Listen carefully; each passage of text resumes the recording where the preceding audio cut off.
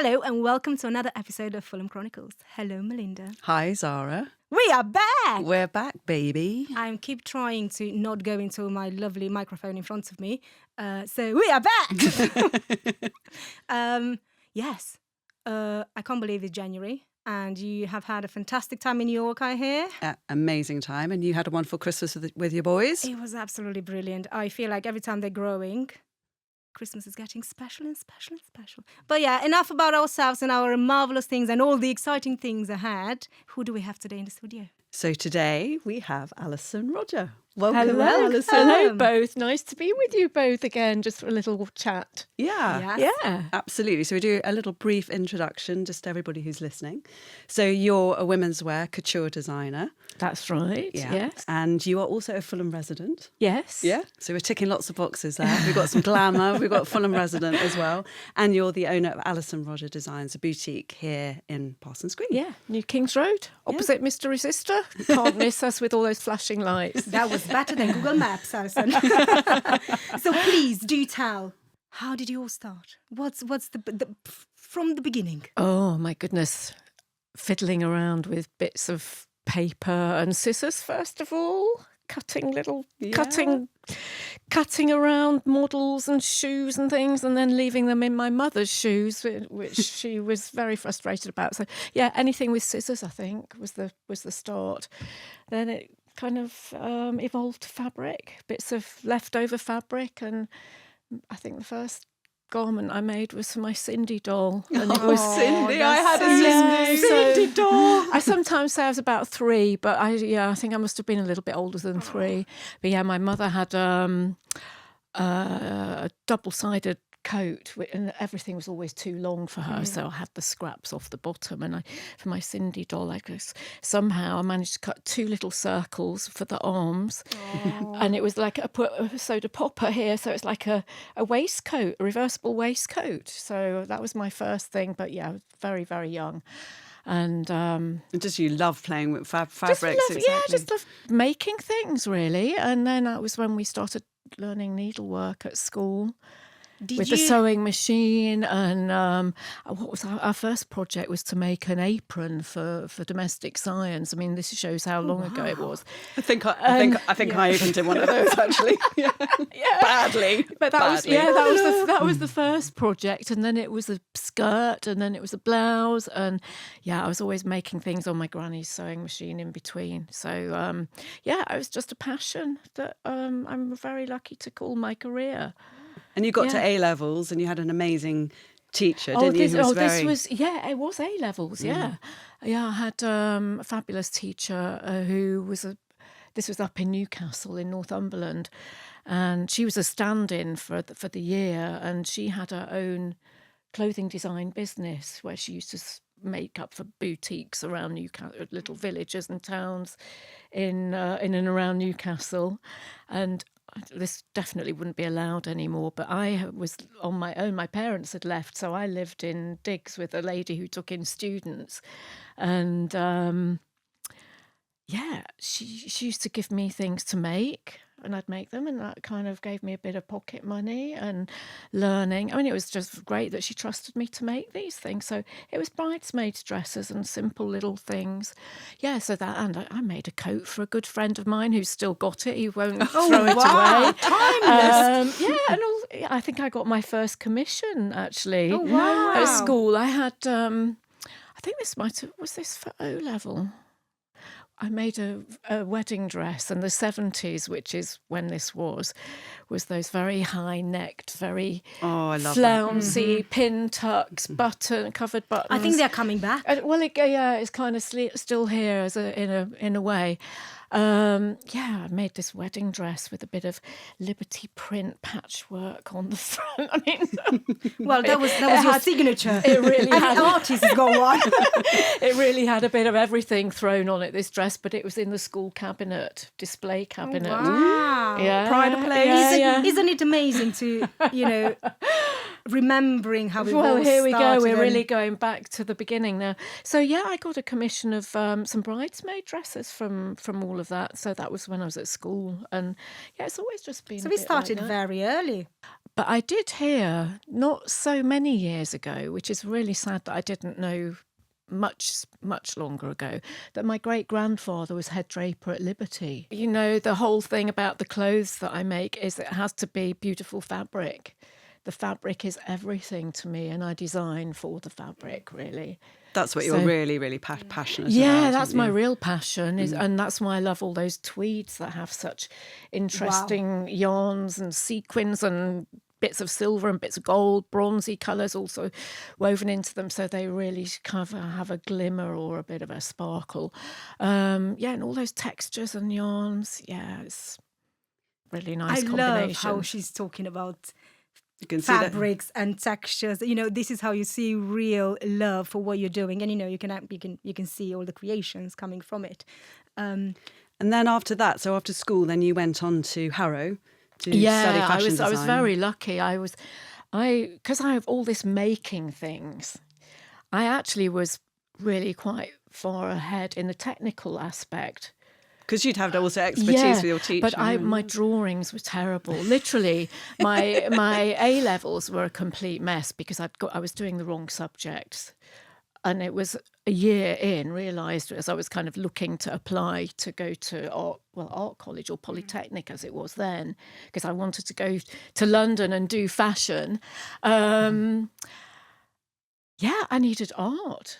I needed art A level, so I had to kind of switch my subjects a bit and did art in a year. But it did mean my drawings, my kind of fashion drawings, were really embarrassing. But I was really, really lucky. I was accepted at Harrow, which was one of the top 3 fashion courses at the time.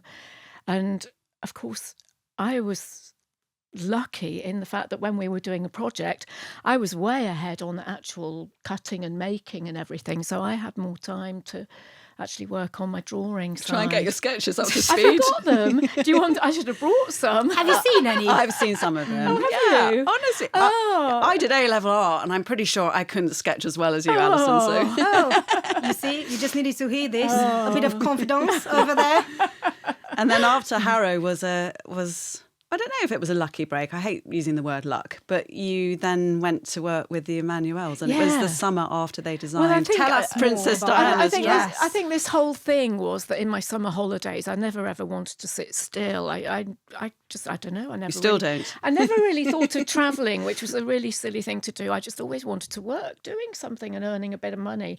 So that first summer holiday, I worked for a knitwear designer down in Sussex. Wow. Mm-hmm. So that was really interesting. Lots of textures and lots of colours and things. Very Calf Fassett kind of era. And then the following summer, I worked for a blouse company in kind of Great Titchfield, Great Portland Street, which is the rag trade, where it was much more the rag trade area then. So that was really interesting as well. But it was after that I did a work experience with David and Elisabeth Emmanuel. Just after the royal wedding. Yeah, did they find you, or did you, I'm trying to think. There was a connection. They had studied at Harrow, so they had this connection of sending students, work sending experience. students work experience. And we just got on really, really well. Lucky. What an exciting time to be with them as well. Yeah, my gosh. well, it was. It was an amazing time. It really Obviously, was. everybody knew that they've created Diana's dress. And I don't know if I read correctly, but it was a year after that you've joined them. So the buzz was still there. Oh, definitely. It was all party time then. I mean, Guys, tell me more about those times, Yeah, please. that was the amazing. The parties I'll were take just notes. fantastic. 80s, yeah. And of course, you kind of had people coming in like Rod Stewart with whichever wife it was at the time, the top models, Jerry Hall and what's her name? Marie Helvin. Mm-hmm. Oh, goodness, it was amazing. Basically, I was their assistant designer, and I was designing a lot of their licensing products. So all sorts of things from sunglasses, children's wear, furs, bed linens, you name it. All of these companies wanted the Emmanuel label on their product. Huge, yeah, so that was the kind of first of when the licensing things were just really taking off.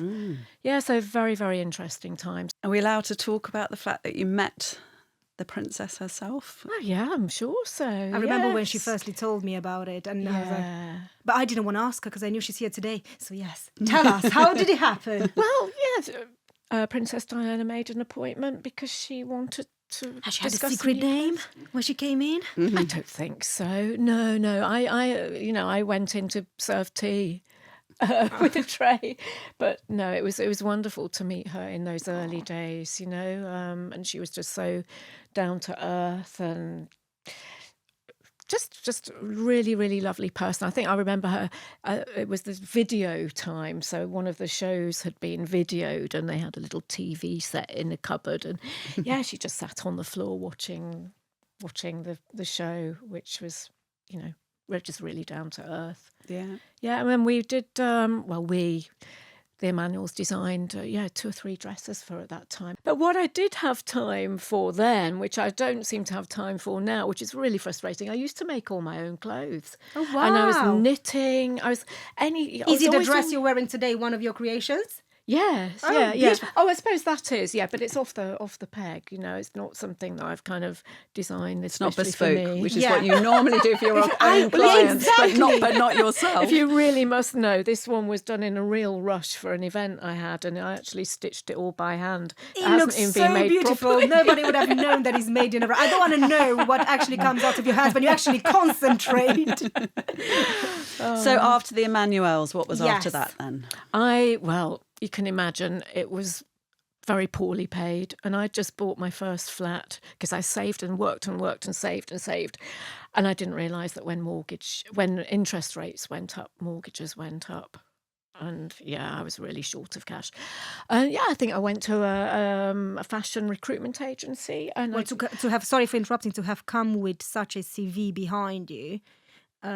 Working for a big brand. Yeah. Did it help back then? Of course it did, because it was still that look was, the Emmanuel look was everything. Diana's dress had transformed the bridal fashion and everything else with that look, definitely. But I got a job with a children's wear company. That's right. And is it one that still exists? No. I don't think there's very much children's wear made in this country anymore. The company really sold my designs very well. Okay. Did they pay you better?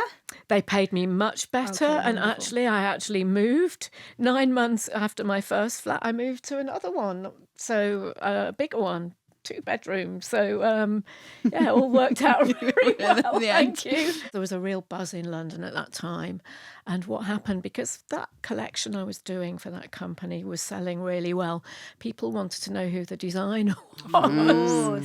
So this is when my freelance work started to take off, because people wanted me to come and design their collection, evening wear, more children's wear. Word got around, or I got contacted about doing sketches for another company. So your sketches are definitely improved then. Was your worst nightmare? Somebody appreciated my sketch. Someone wanted to pay you good money for them. But yeah. So then where did your own bridal collection come in? Was that after the children's? That came in about the time when I was getting married, as it so often does. I think as I was moving, because we moved out of London, we decided to move out of London, and it's just bizarre, this would not happen now either. Somebody recommended me, or I got requested to make a wedding dress for this young lady, which I did. That was my first one, and I'm not. Do you remember it now? If you were to close your eyes, can you see? I think, what did she changed her mind quite dramatically. I can't remember if she wanted a full Should we dress. just not talk about her then? as brides do. Yes. Well, I can't remember if she Bridezilla. started wide and became narrow. I think that was how it went. She wanted a big dress and then it became a narrow dress. But anyway, the thing with that, what I made from that, doing that dress, which wasn't a huge amount, paid for my fabrics for my first collection. Oh, wow. Which is incredible. So I did my little collection, and one of the most lovely things to come from that was as you could do then, when the department stores had their individual department buyers, I contacted the bridal buyer and said, look, I've made a collection of 6 dresses. Would you like to see them? get an appointment, went in, and she bought 4 of the 6. Oh, And wow. that was like on the spot. yeah.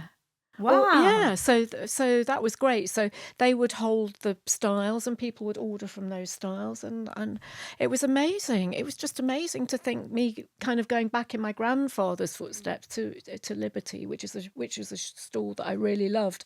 Yeah. Anyway, so that sealed my decision then to continue with this collection, and I got a grant that helped me pay to go and show at Harrogate Bridal Fair, which was a kind of wholesale thing. So what happened there, I probably got another 6 or 7 stockists buying my designs. Wow. And then that meant that my bridal dresses That is were brilliant. and And just one of all you. around the country. Yeah, and that was really the beginning of what is now Yeah. Allison Rodger Designs Yes. to this day. Yeah. So Except that I got bored of just bridal. I like my Yeah, of tweeds course. and That a bit was of colour. that was my next question. Right, so Yeah. we can all see that you're doing fantastic bridal pieces. But what made you, do the tweeds and all the other beautiful stuff that you do? Now you can tell us, what can one find in your beautiful boutique store? Well, yeah, the tweed started because I got into tailor. I just really got to like doing tailoring, and and as I got commissions, I kind of had to learn on my feet, because I used to work with tailors, but I didn't really know so much about the patterns and the ease and the allowances that you have. It's very different to a And kind I can of imagine they fitted. are thicker, so these Yeah, there's all the yeah. padding where you add support for the shoulders and the collar, and these kind of where you've got buttons. You just need extra thickness there to give the strength to the fabric. But yeah, it's just been it was a learning process, really. But that's one of the sides that I love, and it's mainly because I just do really love those fabrics.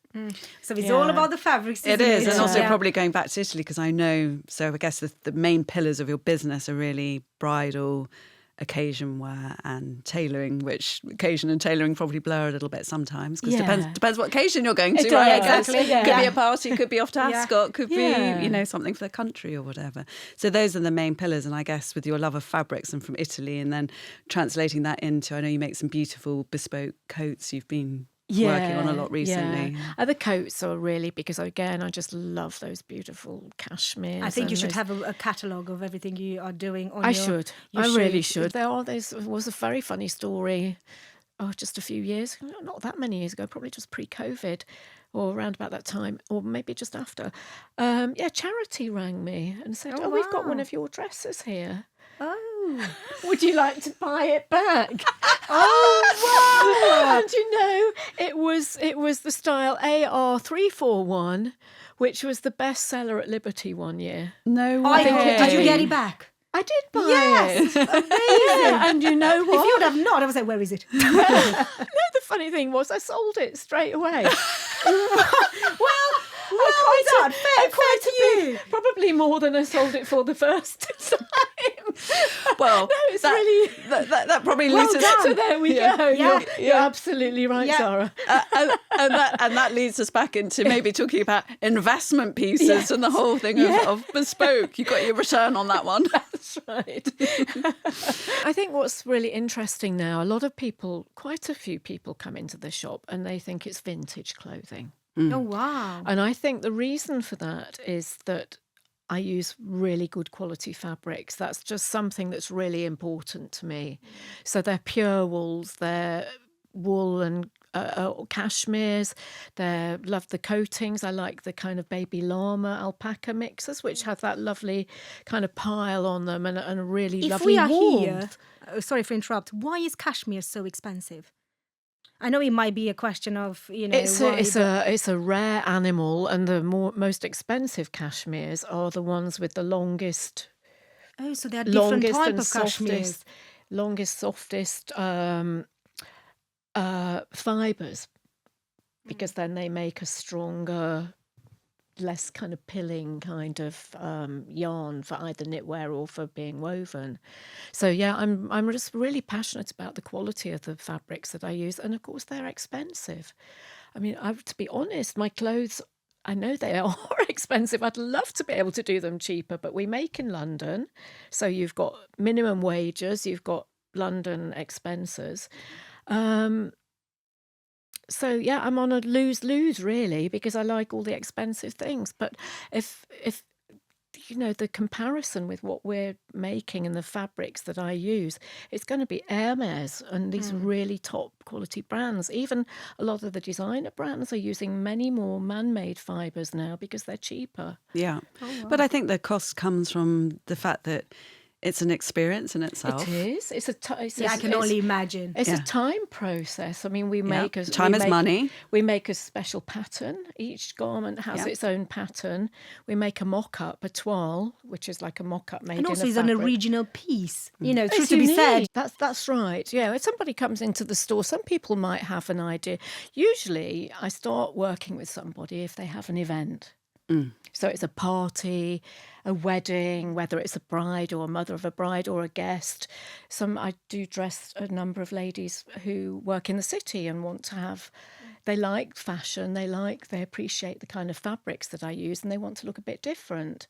So yeah, the process starts. I've got some sample pieces in my store, and we can start with those as a base. They may not.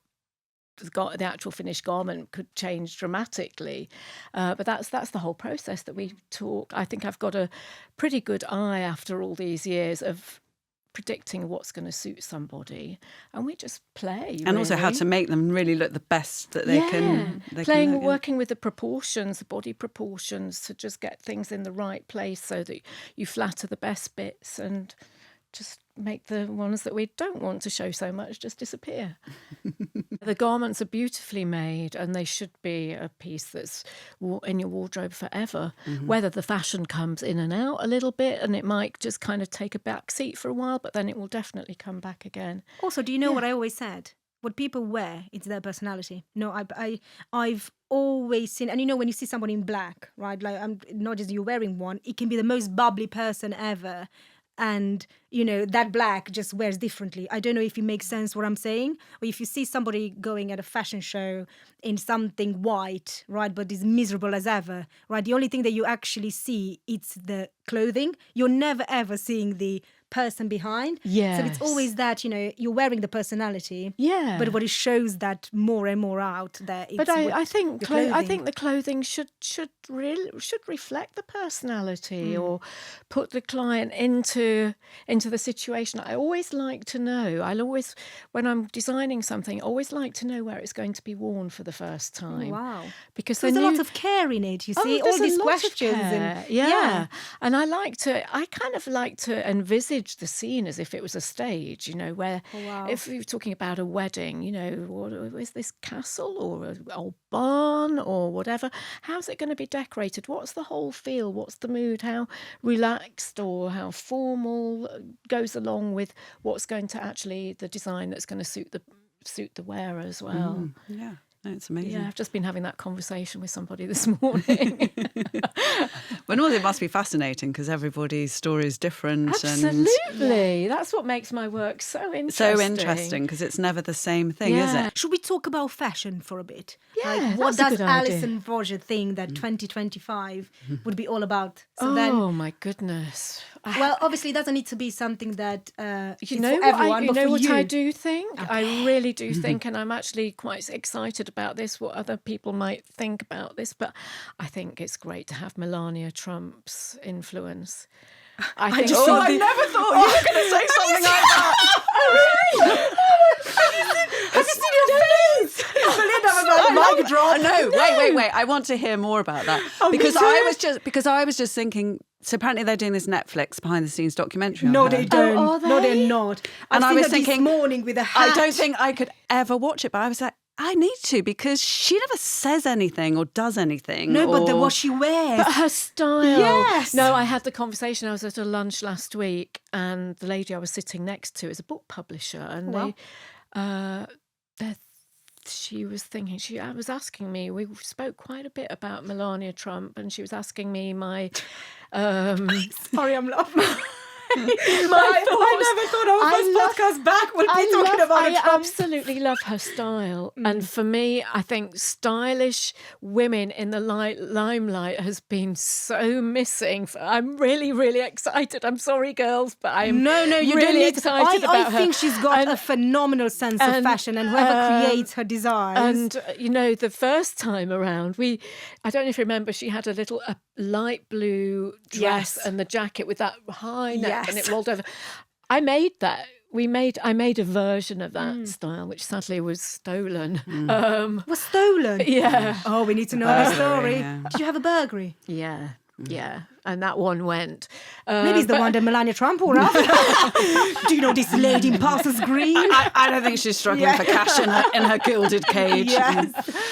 Yeah, but no, for me, that's going to be interesting to see what happens over there. We can also go to the US, and we can also talk about the US as well, because you've just actually designed Dame Karen Pierce, the ambassador. Oh, wow. Dress for the inaugurational I'm ball. hoping to see pictures this week. Yeah, no, I've been dressing Dame Karen Pierce for about 10 years, I suppose. Oh, wow. Now.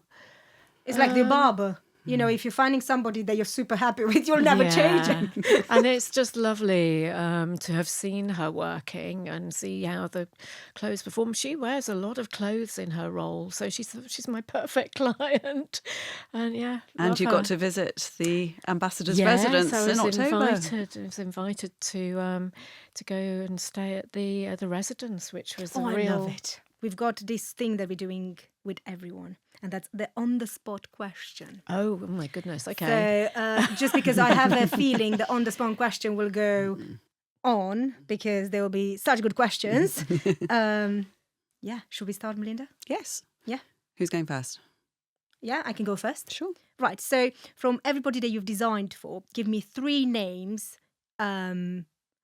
Obviously, try and make it so I know who you're talking about. I'm going to be there. No, I'm joking. No, it can be, I can look it up after. So please feel free to be like as honest and open as you can be. 3 iconic clients. I didn't work for her under my own label, but so she may not come into this category, but Princess Diana. Okay, of the people that I've met, she was the most special.